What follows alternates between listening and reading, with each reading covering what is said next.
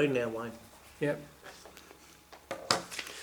Okay, so the local workers, they do an absolutely fantastic job, the council workers, what they're only doing what they're actually told to do. Our girls behind the desk who take the phone calls, I think they're our absolute beacon. They are absolutely fantastic. They do a great job, and a lot of time they get a bit of pushback because once it's gone from them to someone else, because they're the first point of call, they're the ones that people are actually going to have a shot at. And in a lot of cases, it's probably a little bit unjust. So again, I'll say, when you're addressing with council, if you've got an issue, by all means have the issue and get it all over with. So we've got onto this one. So what we're going to come here, as I said, we're going to do a case study, and this is a 5-year study over KPIs. And over this one, it's going to, even though this is about KPIs, this is going to cover the same issues that we're having here. Happens with governance, it happens with planning, it happens with whatever you want to see across the board. I'm sure some of you will see some of this happening in other areas. You know, it's an area that really we've got to take seriously. And on this one, we've got the front sheet. So in the front there, these are the letters that I mucked up, you've got community. And that's us, and that's where it all starts. So we've got the community elect the councillors. The councillors are there to work on behalf of the community. So that is a working properly, it's an ideal thing. Communication, transparency, openness, having that discussion. The councillors in some shires are elected by the mayor, and some shires they are actually elected by the community. But in our shire, being a small shire, our mayor is elected by the councillors. So it basically means that our mayor is a delegate for the councillors. That's the way it can be interpreted. You've then got the CEO. The CEO is appointed and selected by the councillors with the assistance of a CEO advisory committee. It has an independent party as well, but they will put forward, but ultimately it'll be put forward, it'll be the councillors who select the CEO. So then you've got the council workers that we've been speaking about. So with the council workers, whether they're executives down to, I shouldn't say down, the workers and those that do all the other different aspects there, they come directly under the control of the CEO, right? It's not up to the councillors to actually start handling anything under the CEO. So the CEO is the councillor's directive, and what comes out from the council employees after going through all that, it then comes back to the community. So we put in at the start, we put those in place, goes through, and the end result will be hopefully what we've wanted and what we've wanted to put in. So knowing the important part that the community has in this, it is so, so important. And people have got to realise this. We've all got to start working together. We may have differences, but let's get the job at hand done. Let's get it up and running. Let's get it done. When that's over, let's then go back and have a look at our other petty little issues. The whole thing is we're talking about a community. We're talking about our kids, our grandkids, our future, our direction. And that's where it all starts, is with the community. So, going on to it. CEO's KPIs. Right, this is an FOI journey. So we go right back to the first one, which was actually put in on the 13th of May 2021. Stand still when you're Sorry? being filmed. Stand still. I can't stand still. I don't do things like that. I'm not a stand still person. It's a moving camera, you can move. Yeah. So we'll start off with the KPIs. As you see on there, strictly confidential. And these were put out by the administrators for our CEO. So we made an application on the 13th of May for these. it went to the governance officer, back to us, to the ombudsman, back to the governance officer, backwards and forwards, backwards and forwards. We finally got those KPIs. We got them on the 17th of the 2nd, 2022. Right, so that's about 8-9 months it took us to actually get those KPIs. So we were able to actually see what actually was laid out, because the KPIs are actually key performance indicators. So what they'll do, the councillors will come along with the advisory committee and they will say, let's have a look at where we're progressing. How can we do? How can we improve things? They've got to put forward key performance indicators or goals that they expect the CEO to reach to get us for the next 12 months. So these are extremely crucial. And when you put these KPIs in, they should have measurables, but it's up to the councillors to decide what they want. So we got the 2020 KPIs. So on the 27th of the 9th, 2023, we put in for the KPIs of 2022 and 2023. So this went round. It took 4 months and council gave us the KPIs for 21 and 23. So we went back to the council and said, we asked for 22, 23, could you give us the appropriate thing? The governance officer said, we had this discussion, we came to this agreement, that's what you got. So we went to the FOI commissioner. We took it to the next level. They went to the council. The council said, well, they didn't ask for it, so we gave them what they asked. They then came back to us. We provided all the documents, every question, every answer along the whole process. Key point here, paper trail. Keep a track of everything you do. So we put that in. The FOI Commissioner came back and said to them, they actually asked for the 22-23, you've provided them with the wrong ones, so could you please fix that up? So they ended up providing us with the 22-23 KPIs. And that was on the 12th of the 3rd, 2024. Right, so that was another 5 months.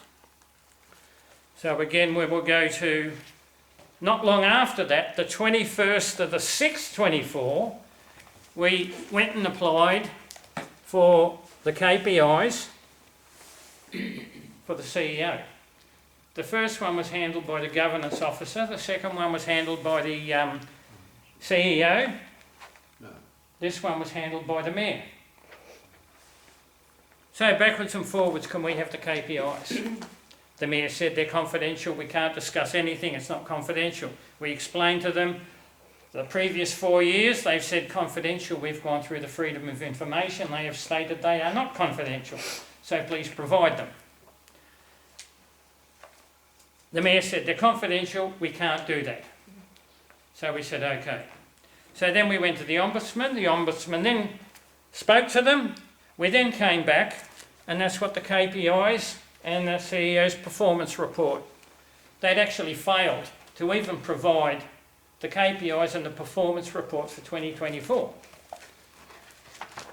3 pages of nothing. So we then went back to the mayor and we said, could you please explain to us why you didn't follow Local Government Act and produce those indicators? The letter we get back from the mayor, which we have here, states that it's confidential, I can't discuss confidential business. So we wrote back to the mayor and said, we're not trying to inquire into what is in those documents. What we want to know is, why did you not follow policy? The mayor then sent us back Local Government Act 7-45. 7-45, I think I've got here, which totally highlights what should be done in reference to that. So it stipulates straightforward that council must provide these documents. It doesn't say what's in them, but it goes on to do that. So anyway, so out of all that, that's all we had. So there were no documents, no CEOs. So it doesn't matter where you go. We have done this with planning, we have done this with every other issue, but this was probably the most graphic one of the whole lot. You know, the bottom line is, if you elect the right people, if you have and they adhere to the right policies and they get the right support, we would not need to go to the Ombudsman. We would not need to go to the FOI Commissioner. So that's a hell of a lot. So what you're looking there is damn near 3 years that we've tied people up with going backwards and forwards with things like that. You know, it's not just involving our time. You know, you've got the Ombudsman, we've taken it to the local planning minister, we've taken it, the local council minister, we've taken it to our local representative. All of them say it comes down to the council. It's up to you to go back and actually do that. So they won't support us. They say, you elected the councillors, it's a democracy, so therefore the community, you've put them in, so you sort it out next election. So once again with that, how important is it to elect the right councillors? Upside down, Miss Jane. And who's responsible is that? The community. Yep. So it all comes down to that. So then you go down. Local Government Act stipulates you've got to do the CEO's performance report. Must. Not can, not will. Must. Council's executive remuneration policy. Not one mention of KPIs. No mention whatsoever. Dollars. So you go in there, they have a mention of a performance report. The committee must provide a report to the Chief Executive Officer's performance review and recommendation on the Chief Executive Officer's remuneration policy annually at the meeting within 2 months of the anniversary. That's not a report. So again, so that's the councils. So you go back to 2022. Barry, we mentioned this one. Integrity report, Central Goldfields Shire. This is the, IBAC did a report on councils.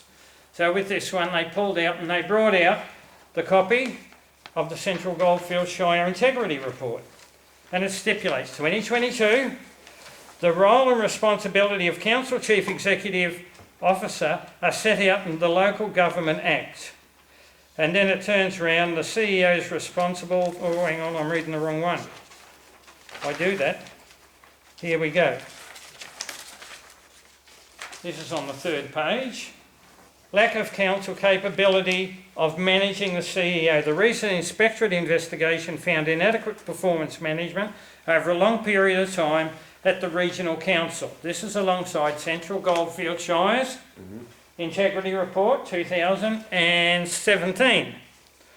We found the council expressed reservations about the CEO's performance and did not have the knowledge, the skills effectively performance manage the CEO. The council was not able to provide independent assessment or advice, and it goes on. I'm not going to take that any further. So there's that one there. So now let's have a look at the Knox Shire. The Knox Shire in compared to Central Goldfields, same policy. Right off the same Local Government Act, the Knox Shire mentions KPIs for the CEO 11 times. 11 times. KPIs are key. The council won't acknowledge KPIs, but yet when we took it for 5 consecutive years, the FOI Commissioner would acknowledge the FOIs and they turn round. Council even changed the actual name from FOIs, which they tried to put up over us. They're not key performance indicators. He asked for key performance indicators. We put out key performance objectives. So when we ask for the KPIs, that's not KPI. These are the little things that go in, you know. And if you don't sit down and do your digging round, you know, they can tell you anything. And then let's go, I just jumped online this morning, the Alpine Shire, Victoria, printed this out. Several shires actually put and print the CEO's own KPIs, they put them online. So when you're looking is being able to control that, being able to control your CEO. That's what the most important aspect of it is. If you've got key KPIs, and by all means you can come through these, looking through these, there basically is no measurables. There is actually no achievables in it. They're vague, they're uncertain, and some of them don't even have a finish date. So when you look at these in comparison to the issues that our shire has, and it's not just our shire, it's a lot of other shires are in exactly the same thing, and you have a look at the goals that they're trying to achieve. The bottom line is we control the councillors by giving achievable. I'm not saying give, you know, ask them to go to the moon. You've got to give the CEO achievable and reasonable tasks. You've got to be able to do that. That mould is broken, right? Throughout Victoria, that mould is broken. Not in every shire, but in a majority. So this is where we have now got to change that round. And how we change it round is we vote the right people in. Once they're in, we need to keep supporting them. So if we know anybody who's interested in running, ourselves as a Ratepayers group, we would like not to run. For the simple reason, in order to get this, we'll say this harebrained scheme, maybe I've been smoking too many tea leaves, I don't know. But the whole aspect, in order to get this through, we have got to change a complete culture. We've got to change a complete system. So in order the next 4 years, by getting the right candidates in, is you are going to need people who have the understanding of local law. Because you come down and we'll have a look at the, here we go, we'll go into here. You go into different aspects of this, is Assembly of Councils. Before the 2020 alterations were put into the Local Government Act, in the actual orders was when councils have a meeting, when two councillors and one council representative meet with a community member, it is classed as an Assembly of Council. Therefore it has to be minuted and it has to be put forward. So that was put forward. When the 2020 amendments were put in, it actually stated it's up to the council to decide whether they wish to decide to take meetings or not. That Assembly of Council was actually taken out. So therefore, it's now up to the council under the CEO to decide whether it's going to be minuted or whether it's not. Example. Again, Carisbrook Levy, objectors meeting. Major issue. Objectors meeting about the development of the levy and the approval of the plans.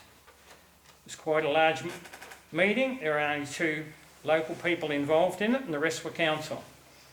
The bottom line was, it finished, off they went all over. The people who were part of it then applied for a copy of the minutes of that meeting. There were some things said in there that were very, very important.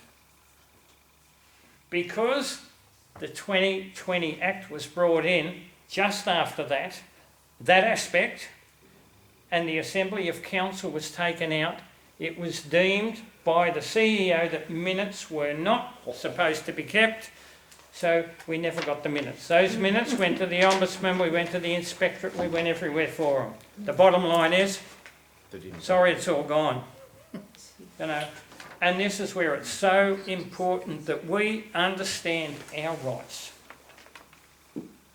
You know, I had a meeting not so long ago with one of the senior executives, and we were talking about the direction of the council, and it wouldn't be surprised you to hear that I wasn't real happy with it. So out of this one, and the executive said to me, he said, I suppose it's too late to patch things up. And I said, no. I said, it's never too late. I said, the one thing that we ask is all they do is adhere to their own policies, have transparency, and respect the community. The minute that happens, we'll be there right alongside you. And I think every person in this room would probably totally agree with that. And this is all we're asking. And these are the three things. We want the old ethics. We want the old respect to come back into it. We want morals to come back into it. And we want people to take responsibility of their own actions. You know, it's the thing we teach our kids. So, you know, all I can say is, on my closing address on this, is community, you're in charge here. You take it over. You run. If you know somebody who's keen, who is interested, support them. If you can't do it, lend them. Lend them your assistance. Be there for them. If it comes to the hard crunch about it, you've got people round this community that have a wealth of knowledge about local knowledge. You don't have to come to us. There are people who I'm sure would be happy to put it out. Communicate with the community. Let the community take ownership of some of our direction. It is ours to own. Allow us to be part of our future. So that's all I want to say to everyone with this one is, it's now up to us. We all know where we are, whether you're happy or whether you're not. It's now up to us where we go from here. And, you know, I wish you all the best, and I certainly hope we make all the right decisions for our future. So thank you very much. Well,